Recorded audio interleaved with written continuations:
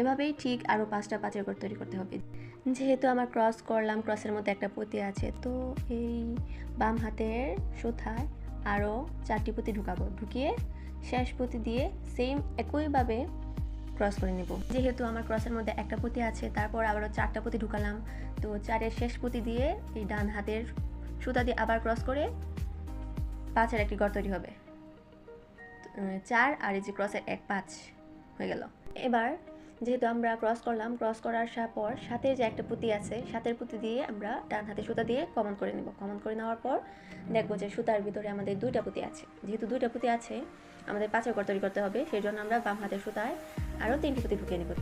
3টি পুঁতি ঢুকানোর পর আমাদের 2 নাম্বার 5-এর ঘর তৈরি করা হয়ে যাবে। তো 3টি পুঁতি ঢুকানো হয়ে গেল। এখন শেষ পুঁতি দিয়ে আমরা ডান হাতের সুতা দিয়ে ক্রস করে নিলাম। ক্রস করে নেওয়ার পর ঠিক একইভাবে আমরা যে